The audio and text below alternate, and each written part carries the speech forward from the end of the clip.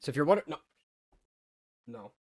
Good boy. So my face is very oversaturated right now. And I thought he was going to try to jump up on the table. He is. Don't do it. Don't do it. I love him to death. I don't care if he's on my desk, but currently he is fascinated with the mouse on my screen, and anytime I move it, he rams his fucking head into my monitor. Don't buddy, I see you looking at it. We're going to bring you over here. Follow the mouse. Follow the mouse. There you go. Come over to this monitor. He fucking follows it. I'm not kidding. Look at him. Look at him. There's the mouse. Jeez. I fucked up my positioning. God damn it. I don't care at this point. Good enough. But yeah, my face is really oversaturated right now because every time I try to adjust it in the settings, my camera crashes and I have to reset my computer to fix it. Yeah, for a guy who wants to spend his life talking into a camera, I better get really good with cameras, but I'm a fucking idiot with them. Hello, my friends, and Dylan Page has announced that he's going to be leaving TikTok. Thank God. It pains me to say this, but guys, I am leaving TikTok for a few days. The censorship on this platform is getting out of hand. One of the biggest news stories of the decade just broke, and I can hardly cover it. 5 videos removed in 2 days. And they don't even just remove it. They can now just make the videos ineligible for recommendation. And just look what that does. You guys won't even see it. Bro, sometimes I feel like I am at war with the platform that is supposed to be my ally. To date, they have tried to permanently ban my account for reasons we still don't know. They've dropped my RPM down to the lowest amount possible, 0.01 cents. They routinely, unfairly take down videos, some of which take entire days of research and editing. They don't give me a reason for the removal, just community guidelines. And sometimes they even block me out of the appeals process by just glitching the page. Brother, do you not want me on this app? Every man has his breaking point, and this is all while I have never had a single post taken down on YouTube or Instagram. So the content is not the problem. So, as a form of protest, the only place you will find me for the next few days is YouTube. So he's not permanently leaving. He's just protesting against TikTok. Milo, stop attacking the mouse on the monitor. You're gonna break it. Oh, I know. Come here. Oh, I know. You're so mad. You're so mad. I know. You're gonna go over here. He's gonna come back, though. He's got some attitude on him. You got attitude problems, buddy. Can you stay on the bed for a little bit? It's like you, okay, listen, buddy, look at me. You have a whole bed that I made for you. You have a bed up by the window that I put there for you. You have a cat tower that I built for you. And you want to be here? I love you so much, but you're a problem. You know? Should I put a shock collar on you like Hassan Biker does for his dog? Oh, he got the message. Look. Worst threat I possibly could have given it to him. So yeah, Jesus Christ, I really am oversaturated. I'm gonna leave it because it's funny to me. One day I'll buy a better microphone and camera. I just haven't done it. I just haven't done it yet because I'm cheap that way. I'm Italian. I know exactly what you're thinking. No, I might look it, but I'm Italian. And second, that's anti-Semitic. Shame on you for thinking that. But with Dylan Page here taking his temporary leave of absence as protest for TikTok censoring his content, this isn't the first time, as I'm aware. I remember seeing him post about it before regarding other things. But I can tell you exactly why they're restricting his content. He knows it. He's just not saying it, but him just showing the content is an answer enough. It is because China and Maduro are allies. Now notice how I didn't say China and Venezuela, because his regime is not Venezuela, despite what you hear a lot of American media saying. He's not their president. He's a fucking dictator. It's very telling to me about people based on how you react to the capture of Maduro.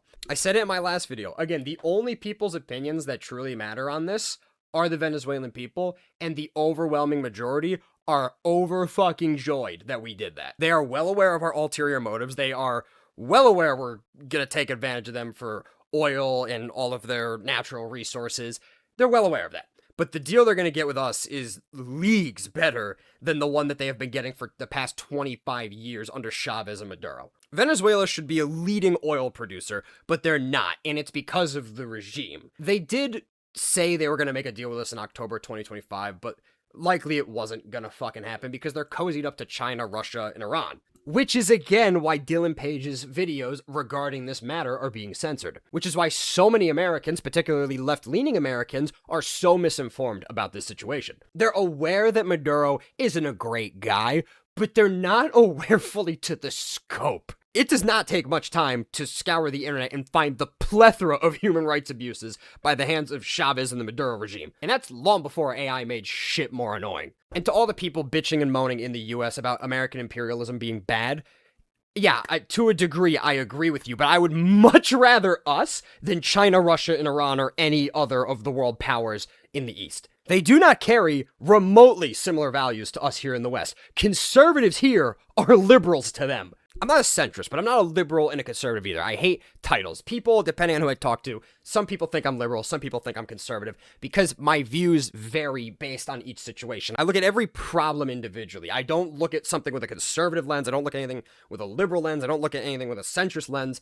I look at everything individually, and I'll learn what I can, and I'll form my opinion based on that specific problem alone. In my opinion, that's the best way to do it. I think anybody that gives himself a title and subscribes to like being conservative or liberal or centrist, even centrists sometimes annoy me more than liberals and conservatives. I have liberal views, I have conservative views. There's at times when I'm in a conversation, I'm the liberal in the room, and there's times where I'm in a conversation, I'm the conservative in the room. And I shouldn't really, actually, now that I think about it, I shouldn't really be saying liberal and conservative. I should be saying right and left because it's such a fucking spectrum at this goddamn point. But I don't care to be the liberal. I care to be the one of common sense in the room. And I'm gonna miss the mark all the time.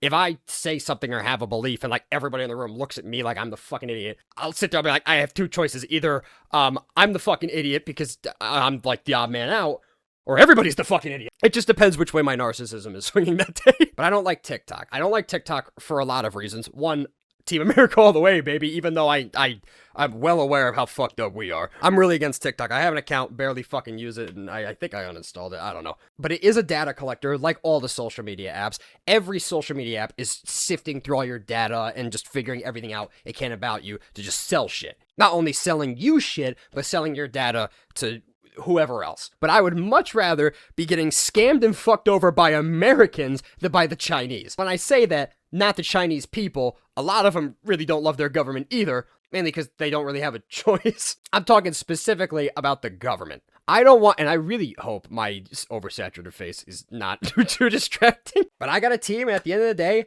I'm supporting my team. So China and TikTok can suck my fat one. And you have really dense people going like, oh, well, it can't be a Chinese company. The CEO's from Singapore. Yeah, and the company is owned by ByteDance, which is a Chinese organization. If you have any idea how businesses work in China, they're owned by the government. And that logic is the same as saying, oh, well, Twitter and SpaceX, they aren't American companies because the CEO is from South Africa. So everything on TikTok that goes against the interest of China will be restricted, like the situation going on in Venezuela. Hell, fucking look up Tiananmen Square videos on TikTok. They're either non-existent or heavily restricted. Any other problems in China on TikTok, you will not hear about. You won't hear about their financial crisis, their housing crisis, their population decline. You will not hear about any of that. However, they will flood your feed with anti-American shit all day fucking long, which I'm okay with. We should be critical of our government, but to a degree, it's fucking anti-American propaganda, and you wonder why so many people in our country hate our country today.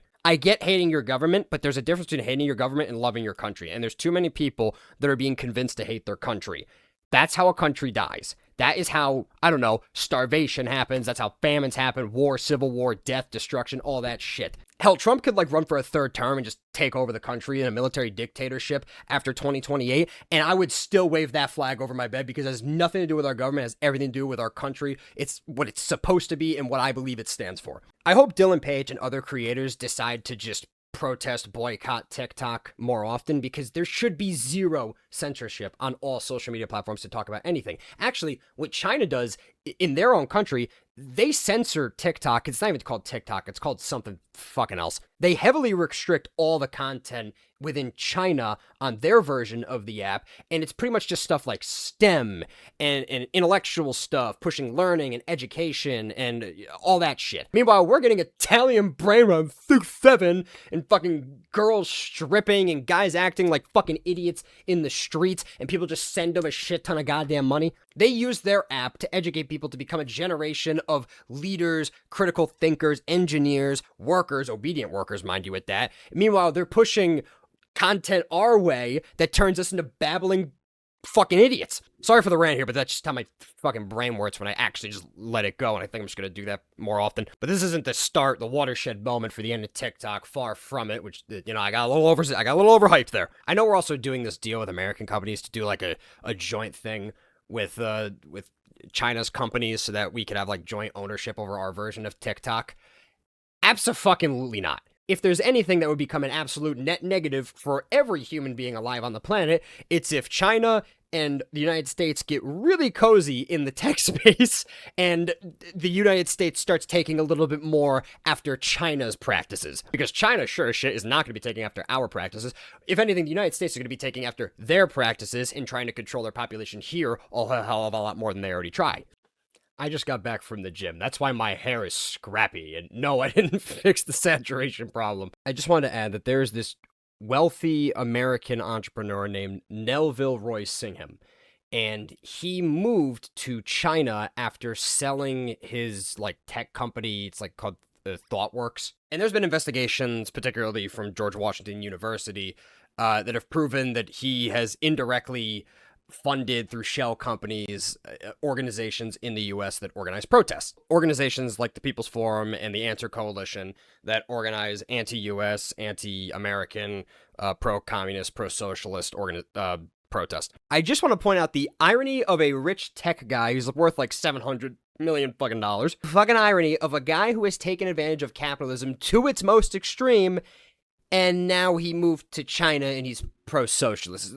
Make it make sense. And the reason why I'm bringing it up is I guarantee you this rat bastard is behind the funding for the protests that are saying to free Maduro. The dots are just too aligned. They organized really fast. They got all these posters and flyers like literally the day of, as well as he's funds protests like these. He lives in China and is very pro-socialist and CCP, and he's known to fund these things. And I guarantee you, even if it's the funds aren't coming from him, there's someone like him funding these. That's it for me for this video, guys. Thank you for taking time out of your day for watching and putting up with my oversaturated but gorgeous face. It's not oversaturated, actually. I just naturally glow like this. I have to have a filter on at all times to make me look like a normal human. I have the shining complexion that every single girl who's never felt a northeastern winter desires. But that's it, and I hope to see you in the next video tomorrow. Love you, bye.